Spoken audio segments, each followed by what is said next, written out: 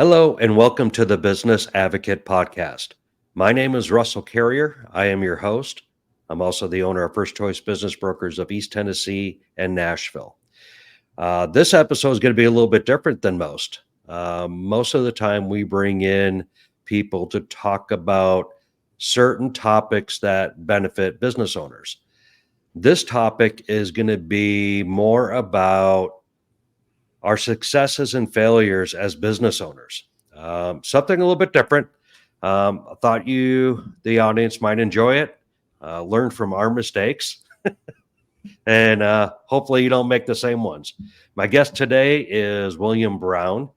He is with the Benefits Group, and I'll let him kind of describe what he does. So, Will, welcome to the show. Thank you. I appreciate it. Good to be here. We love having you.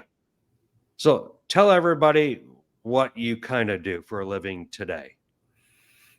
Well, the 10 words or less is we help small to mid-sized businesses offer Fortune 500 benefits, period.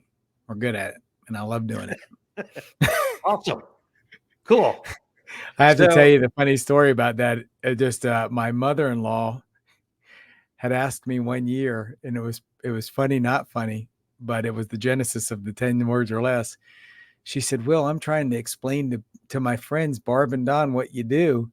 And I just can't do it. Because I would give her all this verbiage about the employee benefits and she said, I just need 10 words or less of what you do. So we laugh about that today, but it's been very effective, actually. Well, it makes sense, right? It's the elevator pitch, but simplified. Agreed. Absolutely. Yeah. So just so everybody knows, Will and I we're actually in the same networking group, and that's where we met. And we started a conversation. We were talking about owning businesses because Will has owned multiple businesses throughout his career. And we talked about the podcast, The Business Advocate, and why I'm doing it. And I was explaining to Will, business owners don't know what they don't know. And he started laughing. He goes, that is so true. We learn as we go because we don't know what we're going to run into.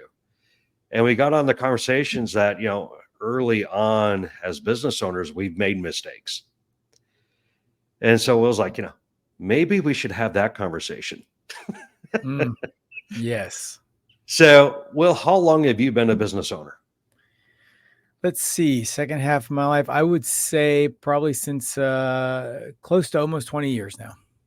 I got out of corporate, public accounting, assistant controller, and realized I didn't like working 90 hours a week necessarily, or wasn't engaged by month-end close, but I loved seeing behind the curtain of what made business run. So I realized that I was an entrepreneur. I loved seeing that experience. I got to see the front side of the house with large clients, small, mid-size, and then I got to experience the the wins and losses on the other side of the equation as the owner. Okay. So I think everybody knows that's been listening to the podcast. I've been a business owner a little bit longer, about 30 years. And I started my first business when I was 22, I believe it was. And so over those 20 years, how many different businesses did you start, own? Oh, you caught me off guard here. I would say, hold on. I'm just going to talk a little bit out loud so people can't see me here necessarily counting on my hand, but I know that exporting medical equipment to Central and South America, I had a retail storefront where there's a story behind that one. I had a restaurant bar down on 2nd. I had a couple 100-unit property management company. I think those are the four main ones, I would say. Yeah. Okay. All unique. Yeah. Very diverse. Yes. That's awesome. Well, again, I'm very similar. I have a very diverse business background. I've owned retail, wholesale, service business, hospitality, been in the security business, and I've also worked in technology for Fortune 100 companies. My background is just all over the place. And that lends itself as a business owner when you start looking at new businesses and starting businesses. So, of the businesses that you've had, which one was the most challenging? They, I know this is going to sound odd, but they're all challenging in their own way because you have that learning curve, right? And but so the most challenging would have been the restaurant bar. I would say that. Okay. Yeah. Why would that be? Well, you had a lot of money coming through, so it was hard to control. You had the people factor. You had exposure risk of that money going through several hands, whether it was people at the front door, security, bartenders. You had regulation, the regulatory environment. You had the marketing, which was paramount. You had to constantly be fresh in marketing and new ideas. And just the unknown. There was a learning curve because that kind of world is very tight knit, and if you don't know what you're stepping into, which I didn't, so it was there was a lot to lose on every point, right? For the marketing, for the compliance and licensing, for the risk of security risk, financial risk. So I would say it had all those hitting. Which business did you like best and why? Well, I did. I loved the retail. I would buy before Amazon started offering open packages. I would buy truckloads of those because the retailers would take those open box items and resell them. So I'd buy truckloads of different things. Loved finding deals. It kind of satisfied something in me. My dad was an entrepreneur the second half of his life, and so I enjoyed being able to buy and sell things and find a deal. And then I kind of honed in on the electronics piece, but I enjoyed that. I enjoyed buying items and reselling them. Good, nice Okay. items, valuable, not junk, but I enjoyed that. Very cool. So, my first business was the retail wholesale. Um, I was buying product from overseas that was imported through LA. And I basically bought a distributorship for the state of Florida. And so I had retail locations in malls, but I also wholesaled it to high end boutiques and entertainment spaces like Walt Disney World, Universal Studios. I found that was my first business. So the learning curve Mhm. was substantial. And I'm going to go into one of my mistakes that I made as a business owner, and that was my first business. The mistake I made in that business is I had multiple products that I could sell and resell. I mean, we had over 400 items: sunglasses, belts, watches, t-shirts. I mean, just the gamut of accessories. The problem was it was all manufactured in the same place, Mm. and it happened to be in Indonesia. That manufacturing plant ended up being decimated by an earthquake. Oh man. My business was over the very next day. So I learned from that business, don't keep all your eggs in one basket. Make sure that you have multiple sources if you're getting into that retail wholesale space. So that doesn't happen again. Uh, that was a devastating thing. We were the largest distributor in the US for that product line. Yeah, that was In one a day. very interesting and disappointing event. Wow. So, when you look back, what were some of the challenges, or where did you struggle? That's a long list. By the way, I was counting as we were talking. I came out with 4 when you put me on the spot, but I forgot some of the most recent ones, including this. There's been 7 at least that I can think of. So let's up that number to serial. I'm in serial entrepreneur category territory now. Where were the mistakes? The mistakes started with me. So yes, there's outside pressures, but I would say, gosh, there's a lot, but if I had to focus on one, it would be not delegating and nor having the team, not being a good leader. So I have always been, like probably most entrepreneurs, a do-it-yourself kind of guy.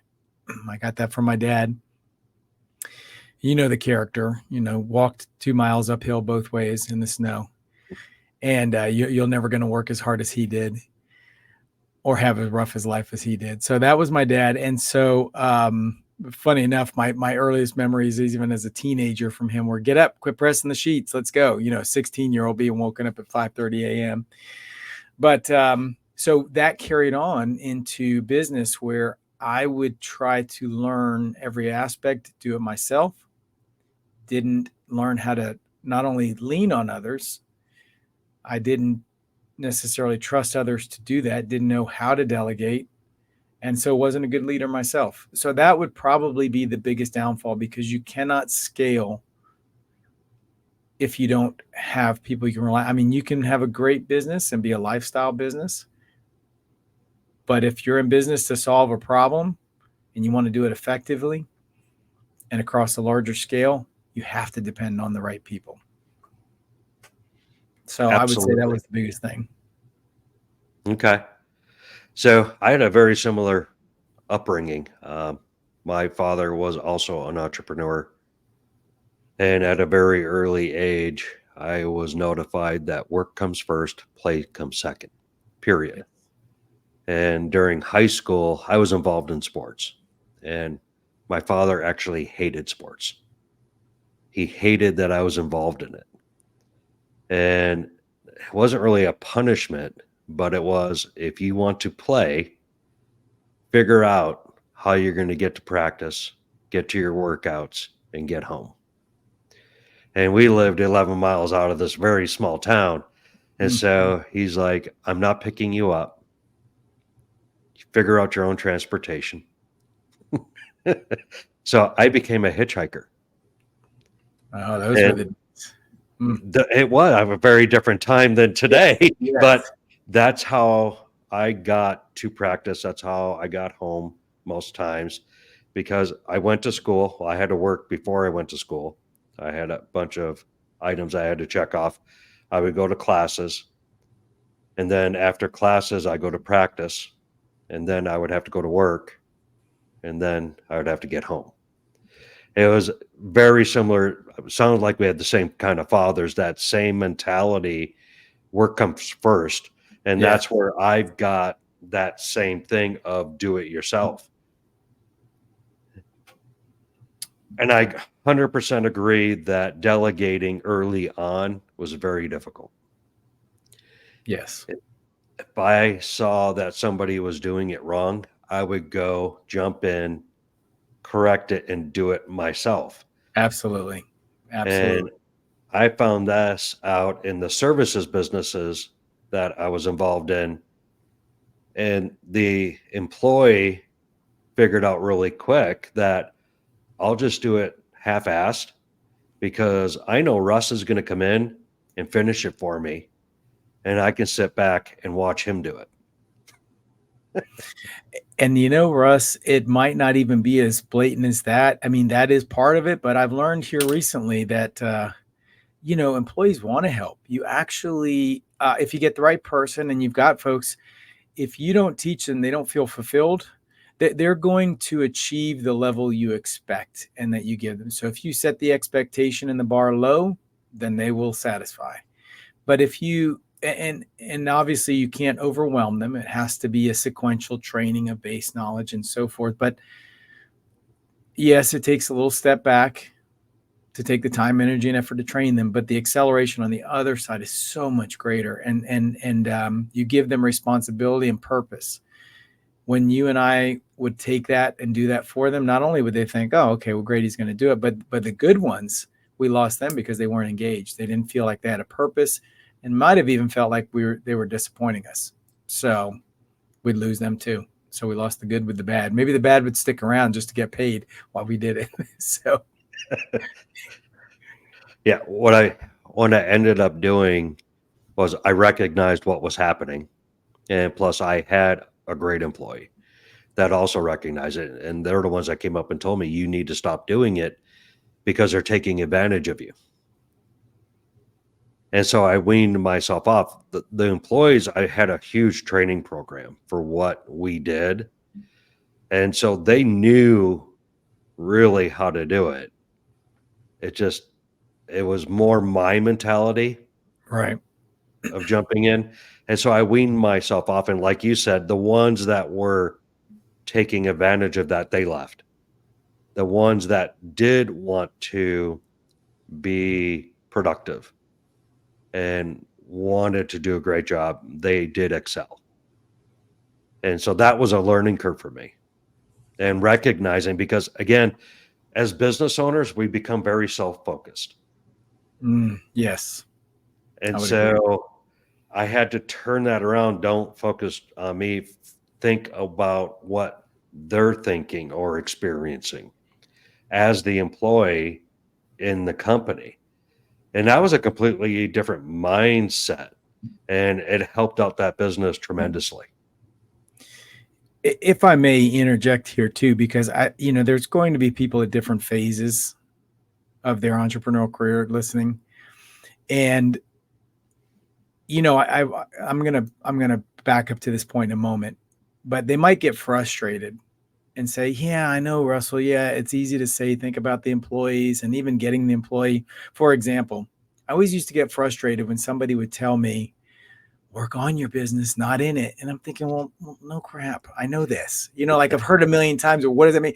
Because you are scheduling, planning, doing networking, paying taxes, calendar, making the secret sauce, trying to hire and train an employee, developing. Before you can even hire and train, you have to develop the training program. So there's always a balance of capacity, financial capacity, time capacity, organizational capacity, operational capacity. So to those folks out there that are starting and thinking, well, I'm not even to the point of the employee, or I've got my first employee, but I don't have the time to spend because I'm running the business. It's all a lockstep. It's all planning.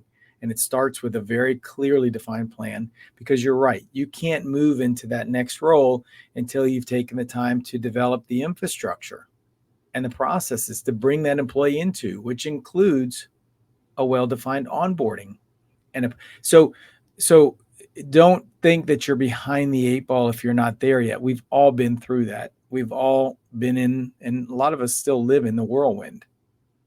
But if you plan properly and you balance your resources, time, finances, and we know the balancing act, then we can get there. We're not to say that, oh yeah, you're going to hire your first employee and you're going to be an amazing trainer. You'll probably make some similar mistakes, but just be aware so you can mitigate and limit those mistakes of what you need to do first. That is very true. Will, you actually hit on a really good point about planning, especially when you're planning out your business. Because most business owners, when they start up, and again, it depends on what kind of business and what size and experience. There's a really good book out there. It's called E-Myth, and Yes. E-Myth Revisited. Blueberry muffins. Highly recommend that book for anybody looking to start a business. It basically gives you the steps of how to plan out your business. And I'm not going to give away the book. I'm not going to give the whole premise of it, but get that book, listen to it, read it. It'll give you some very honest insight of how a business should be structured and ran. Agreed. And it's a quick read. It's a fun read. The way it's written, the told story. I would like to suggest one more, even just a concept, not even if a read, to read in unison with that. And that's 4DX, 4 Disciplines of Execution, and specifically the graph. When it comes to planning, not only long-term, but your daily. And in this quadrant, there are 4 quadrants. There is the urgent, but unimportant, the urgent and important, the not urgent, but and not urgent and unimportant, and then not urgent and unimportant. Did I say those right? Close. May have overlapped. Yeah, I'm forgetting the fourth one. We have the urgency axis, and we have the important axis. So you Right. have the, not urgent, unimportant. You get the idea. Then we have the not urgent but important. And a lot of us live in that whirlwind of urgency, but it's not necessarily important in the long-term strategy. So one thing I would always suggest is make sure you block out time to work on those things that are not necessarily urgent right now, but are very important to the long-term growth of your business. Couldn't agree more. Which talks about being organized. Definitely in your day. Agreed. Will, you absolutely nailed it with that. That's a prime example. If you're running around because you think everything is urgent, you're probably not going to get the important things done. Yes. And that goes into the planning. Like, I have a system. I live and die by my calendar. I have a to-do list that's and you can't overwhelm your to-do list. You have to take from your to-do list. What I've learned for me is get some manageable bites. You get your big rocks for the day. And yes, we've all heard this, but the reason they become, kind of mainstays is because they work. So if you try to put everything on your list, your mind's going to get overwhelmed. At least it does for me. If you say, okay, it will be a good day if I knock out these 1, 2, or maybe 3 important things. They're not urgent now, but they're important. Start an onboarding strategy, develop a marketing plan, reach out to somebody who can help me as a mentor, whatever it may be for that day. And then also, I would suggest getting a clear vision on Sunday or before you start your week of what your week looks like, and don't overpack. One thing, Russell, I do is I will make sure that I leave a lot of space. Will you allow me to continue? By the way, I don't want to abscond, but another minute. Can I talk about this? Thank you, because this is important.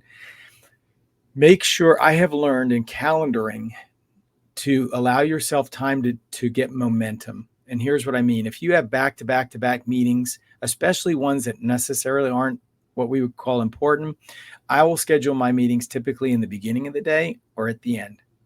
You'll have people as you grow reach out to you that want to pick your brain, or, hey, I'd love to just grab coffee. I don't know what people are doing that they can have coffee at 10:30 in the morning. You know what I mean? Like, I'm deep in it.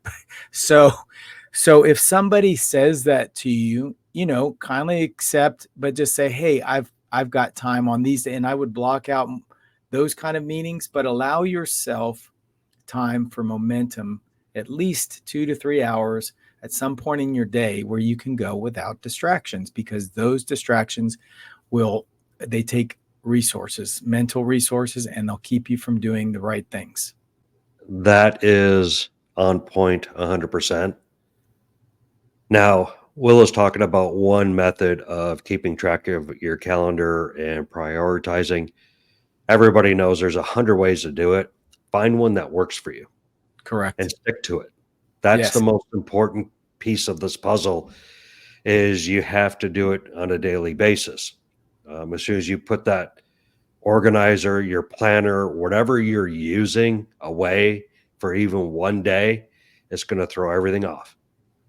So every morning, organize your day with whatever system you're using, but stick to it. That will definitely help out your time management issues. Agreed. Absolutely.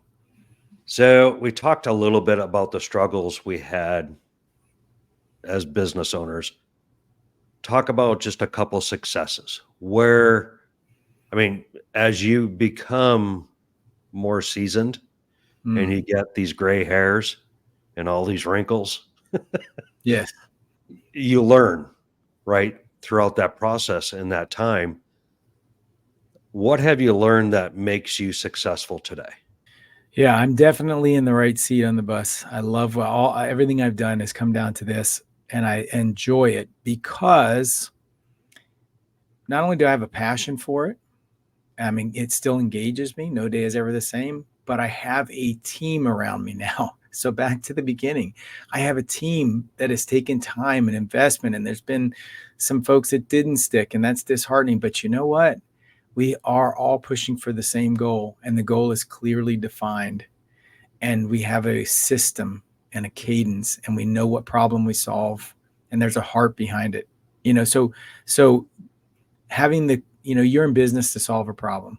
So if that problem is clearly stated, you're not distracted with a bunch of different things. When people think of you, they think of X. You're the guy that does, you're the woman that does X. And then you've got a team to rally behind you after you get your first follower. That means what? You can effectively communicate that vision and mission to not only your clients, but someone else to get them to follow you. So that's the biggest win, is coming full circle, learning how to delegate, having a good culture, and having other people share in your vision or dream so you can go out and solve the problem for others. Excellent. So, or in my today's business and what I do, I found one, yes, I've learned how to delegate. Number two, I learned a lot about cash flow, and organizing and managing finance a heck of a lot better than I did when I first started out. Yes. And then process. That is one of the items that I never really focused on, quite honestly, until my third business. And I'm constantly learning about process and how to fine tune. And the business I have today, it makes business a lot easier when you create these upfront. And I truly believe, I agree with what you said. You said two things that hit home. One is passion, the other one is heart. One thing I realized about business early on, and again, it's not all about us as business owners. And you said, we're here to fix a problem. Who are we fixing this problem for? It's our client or customer. Yes. And if we focus on what their needs are every day, I think you'll find that business becomes easier in some respect, because you are providing that service, that widget, whatever it is that you're doing for business, and you're doing it for them. And you mentioned getting the one follower. The one follower turns to two, two turns to four turns to eight turns to 16, Yes. and just keeps going, because they see that through the business owner, because it translates down to the employees and so on and so forth. That's where I find my success is now happening, is because of those things that I learned in 30 years of making those mistakes, right? I didn't know what I didn't know at the time. And you learn. That's the thing about being a business owner. When you first out, you have no idea of the obstacles that you're going to face until you jump in. And don't get upset with yourselves. No. Out there. Everybody goes through this. You Yes. don't know what you don't know. That's the entrepreneurial journey. That's what makes you great.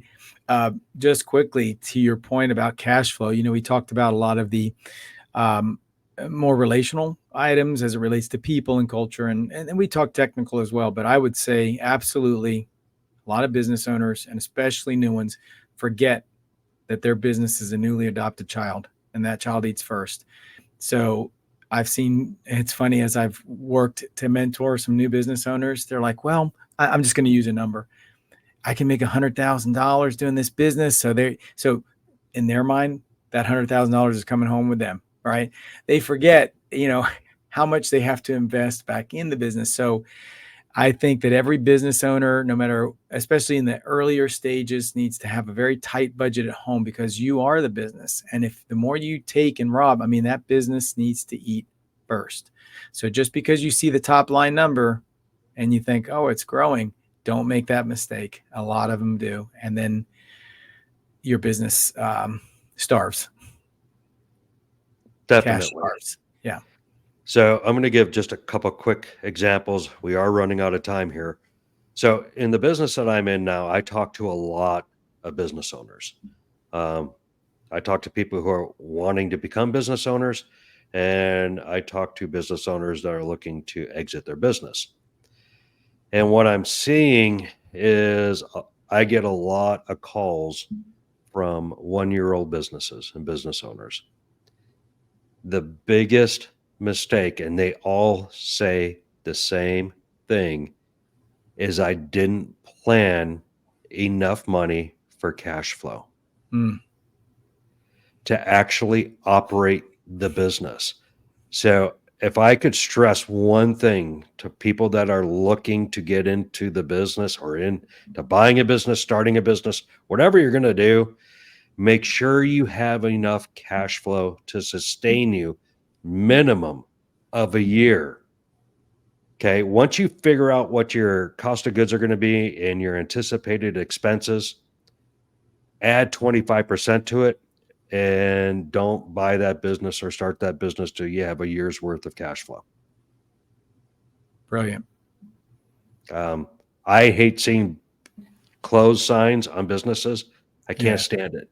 It makes me feel horrible because I went through it. That's somebody's hopes and dreams all wrapped up in one sign. Yeah. I feel the Absolutely. same way. Time, effort, money. I mean, and it hits you psychology wise. I mean, it's a very difficult thing to have happen. Yeah, I agree. I feel that same way. If you're an entrepreneur, you know, you can imagine their highs when they started and the expectation and the vision, and then, yeah, that's a kick in the gut. Yeah. Then on the flip side, when you do gain the experience, and if you do have enough cash flow and you do operate it correctly, the highs are definitely high because now you have, as you said, this adopted child that is doing exceptionally well. Mm-hmm. And there is no greater feeling, honestly, that I can think of as an entrepreneur. Correct. Right. Yeah. Qualify that. Keep it within reason. That's right. Excellent. No, I'm right there with you. So, Will, we are at the 33-minute mark. We try to keep these around 30, 35 minutes because we know everybody that are hopefully listening are business owners or becoming business owners. So we know that your time is valuable. Last words, comments. Surround yourself with mentors. Keep your passion plan and don't abdicate too early. Go look that up. Don't give it over to someone else. Always stay in the mix. But yeah, reach out if you have any questions. I know you've got a business community, a strong business community here in Russell. Myself, if they want to reach out, Will at benefits.place. That's Will at benefits.place. Glad to answer questions. I love teaching. Awesome. Thank you for that. Absolutely. So everybody that's listening or watching on YouTube, if you like what you heard, please hit that like button. If you want to be notified of any future episodes, hit that subscribe. Please leave comments or reach out to me. Let us know what you want to hear about. This channel is for you. It's not for us. It is supposed to be an avenue for new entrepreneurs or existing entrepreneurs to learn. My name is Russell Carrier. I am the owner of First Choice Business Brokers of East Tennessee and Nashville. We greatly appreciate you listening to the Business Advocate podcast. Have a great day.